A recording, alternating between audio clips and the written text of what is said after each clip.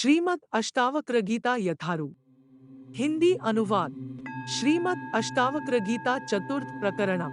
हंतात्मज्ञस्य धीरस्य खेलतो भोगलील्या नहीं संसारवाही करमूढ़ः सह समानता।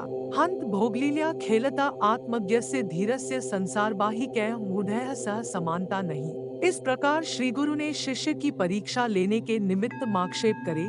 अब इसके उत्तर में शिष्य गुरु के प्रति इस प्रकार कहता है कि ज्ञानी संपूर्ण व्यवहारों को मिथ्या जानता है और प्रारब्धानुकूल नाना प्रकार के जो भोग प्राप्त होते हैं उनको आत्मविलास मानता है। आनंद की वार्ता है कि जो आत्मज्ञानी है वह अपने आत्मा को संपूर्ण जगत का अधिष्ठान जानता है। वही धैर्यवान है, अर्थात उसका चित्त विषयों में आसक्त नहीं होता है। प्रारब्ध के अनुसार प्राप्त हुए निश्चयों की क्रीड़ा के विषय रमण करने वाले तिस ज्ञानी की संसार के विषय देहाभिमान करने वाले सूखा से तुल्यता नहीं होती है। सोई गीता के विषय श्री कृष्ण भगवान ने कहा है, तत्ववित्त महाबाहो गुणकर्म विभाग्यो गुणा गुणेषु वर्तत इति मत्वा न सज्जते, अर्थात आत्मज्ञानी संपूर्ण व्यवहारों में रहता है परंतु किसी कार्य का अभिमान नहीं करता है, क्योंकि वह जानता है कि गुण गुणों के विषय वर्तते हैं। मेरी कोई हानि नहीं है, मैं तो साक्षी हूँ। यत्पदम प्रप स्वोदिनाः शकाद्याः सर्वदेवताः अहोत्र स्थितो योगीन हर्षमुख गच्छति। अहोत्र स्थितो योगीन हर्षमुख गच्छति। अहो शकाद्याः सर्वदेवताः यत्पदं प्रेप्सवा सन्तः दीनाः वर्तन्ते तत्र स्थितः योगी हर्षम न उपगच्छति। को तहाँ शंका होती है कि सांसारिक व्यवहारों का वर्ताव करने वाला ज्ञानी संसारी पुरुष को तुल्य क्यों नहीं होता है। इसका समाधान करते हैं कि बड़े आश्चर्य की वार्ता है, हे गुरु।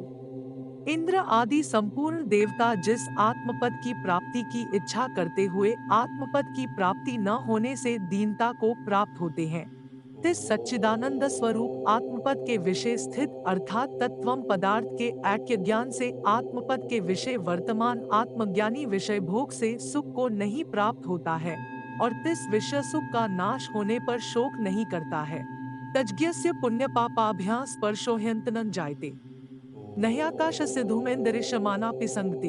यथा हि आकाशस्य धूमेन सह दृश्यमाना अपि संगतिः न अस्ति तथा हि तज्ज्ञस्य पुण्यपापाभ्याम अंतः स्पर्शः न जायते। अब यह वर्णन करते हैं कि आत्मज्ञानी पुण्य और पाप से लिप्त नहीं होता है। तत्वम पदार्थ की एकता को जानने वाले तत्वज्ञानी को अंतःकरण के धर्म जो पुण्य पाप तिन से संबद्ध नहीं होता है वह वेदोक्त विधि निषेध के बंधन में नहीं होता है, क्योंकि जिसको आत्मज्ञान हो जाता है उसके अंतःकरण में पाप पुण्य का संबंध नहीं होता है। जिस प्रकार धूम आकाश में जाता है परंतु उस धूम का आकाश से संबंध नहीं होता है। गीता के विषय कहा है कि ज्ञानाग्निः सर्व कर्माणि भस्मसात् कुरुते, तथा अर्थात ज्ञान रूपी अग्नि संपूर्ण कर्मों को भस्म कर देता है। आत्मैवेदन जगत सर्व ज्ञातन येन महात्मना यदरिच्छया वर्तमानंत निषेधुंक्ष्मे तथा येन महात्मना इदम सर्वम जगत आत्मा एव इति ज्ञातम तम यदृच्छया वर्तमानम कह निषेधम क्षमे।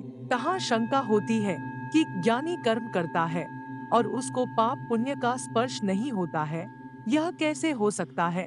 इसका समाधान करते हैं कि जिस ज्ञानी महात्मा ने यह दृश्यमान संपूर्ण जगत आत्मा ही है इस प्रकार जान लिया और तदनंतर प्रारब्ध के वशीभूत होकर वर्तता है, उस ज्ञानी को कोई रोक नहीं सकता है, अर्थात वेदवचन भी ज्ञानी को न रोक सकता है न प्रवृत्त कर सकता है। क्योंकि प्रबोधनीय एवासो सुप्तो राजे बंदिभ्यः, अर्थात जिस प्रकार बंदी भाट राजा के चरित्रों का वर्णन करते हैं इसी प्रकार वेद भी आत्मज्ञानी का बखान करते हैं। आब्रह्म स्तंपर्यन्ते भूतग्रामे चतुर्विधे विज्ञस्य हि सामर्थ्यमिच्छानिच्छा विसर्जने कि आब्रह्म स्तंपर्यन्ते चतुर्विधे भूतग्रामे विज्ञस्य एव इच्छानिच्छा विसर्जने सामर्थ्य अस्ति। शिष्य शंका करता है कि ज्ञानी अपनी इच्छा के अनुसार वर्तता है या देवेच्छा से वर्तता है। इसका गुरु उत्तर देते हैं कि ब्रह्मा से तृणपर्यंत 4 प्रकार के प्राणियों से भरे हुए ब्रह्मांड के विषय इच्छा और अनिच्छा, यह 2 पदार्थ किसी के दूर करने से दूर नहीं होते हैं, परंतु ज्ञानी को ऐसी सामर्थ्य है कि न उसको इच्छा है न अनिच्छा है। आत्मानुद्रयम कश्चिन जानाति जगदीश्वरम, यद्वेत्ति तत्स्कुरुते नभ्यं तस्य कुत्रचित्। कश्चित् जगदीश्वरम आत्मानम अद्वयम जानाति, स यत् वेत्ति तत्कुरुते तस्य कुत्रचित् भयम न भवति। अब इस वार्ता का वर्णन करते हैं कि ज्ञानी पुरुष सर्वथा निर्भय होता है। आत्मज्ञान से द्वैत प्रपंच को दूर करने वाले ज्ञानी को भय नहीं होता है, परंतु अद्वितीय आत्म स्वरूप को हजारों में कोई एक ही जानता है।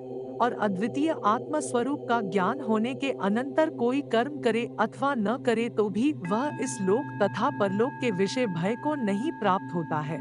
इति श्रीमदष्टावक्रम निविर्चितायां ब्रह्म विद्यायां सान्वय भाषा टीक्या सहितं शिष्य प्रोक्तानुभवोल्लास षट्वन चतुर्थ प्रकरणम समाप्तम। यह श्रीमद अष्टवक्रम द्वारा रचित ब्रह्म विद्या का चौथा अध्याय है, जिसमें समवय भाषा पर टीका है।